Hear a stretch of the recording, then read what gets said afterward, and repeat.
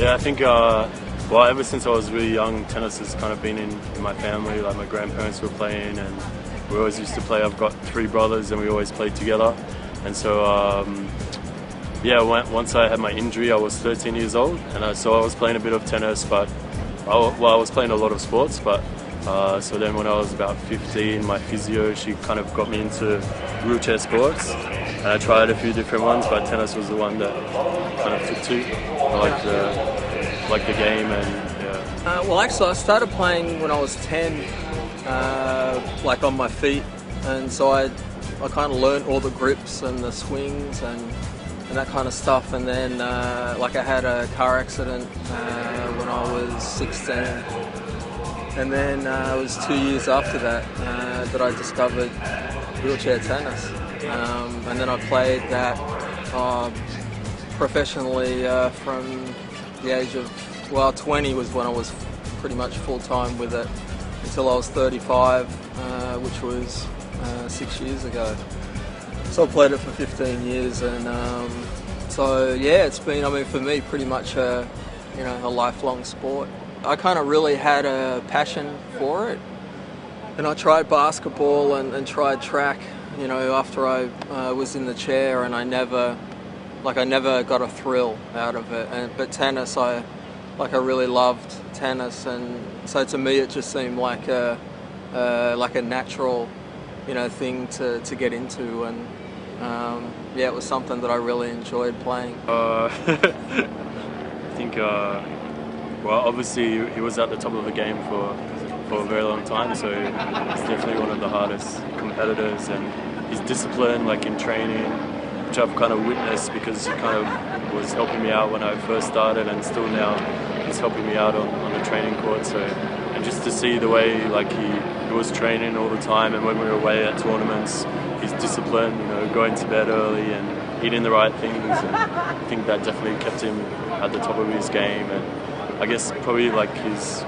all his strokes were really good, and his movement was one of the better players for movement in the world. So that definitely, yeah. Moving in the chair, like pushing around the court, being fast, changing directions, and yeah, so just getting to the ball a lot faster than a lot of the players. So that definitely, yeah, kept him ahead. So. Ben has a very strong serve, and he likes to attack with the forehand shot, and he's a very consistent player, and can hit the ball cross court as well as up the line, with the same consistency, which is a very good weapon to have, because for the opposition it's difficult to judge where he is hitting the ball, because he can hit up the line and cross court like with the same precision.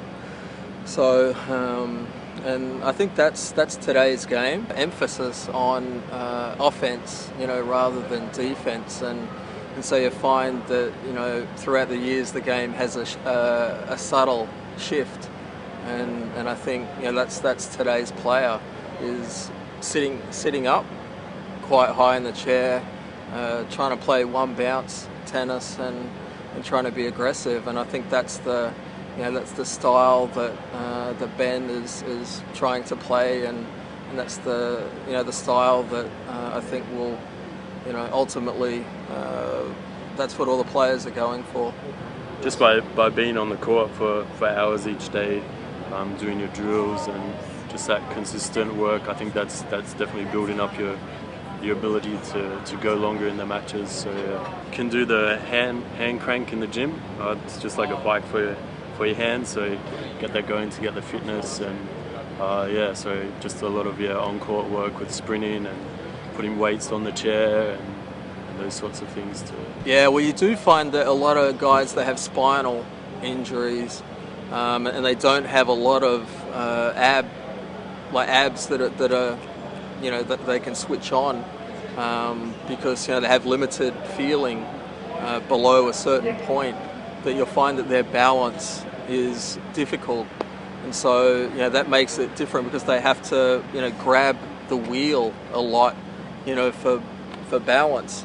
Is where someone like me or Ben that don't have any issues with core strength or abs. We can do all that ab work and strengthen the lower back and that kind of stuff, that we can lean like a lot easier. So that definitely helps as well. I think for me, like qualifying for the last 2 Paralympic Games were really big for me. I think, the last games in Beijing, I didn't have the best result. So I guess my goal now is to work on that and try and get that medal in London in 2 years' time. So that's one of my big goals now, as well as the Grand Slam events, the Australian, French, Wimbledon and US tournaments. They're kind of the ones that you want to perform your best at during the year.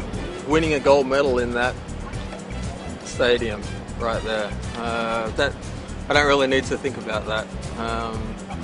That was, to do that at home in Sydney, pretty much the only chance that I was going to get in 2000. That was the highlight. But it's funny because I think it was announced in '93, that Sydney was going to hold the games, and so it was in the back of my mind, I think, for 7 years that I was going to get this chance, to do it, and it was something that was very driving and very motivating to try and chase that goal and chase that dream. And I think when I was able to do it, it just felt like such a weight off my shoulders, because at the time I was number 1 and kind of went into it as the favourite, and then it was kind of a bit of a mixture of ecstasy and relief, that I was able to do it, and so that was the highlight for me.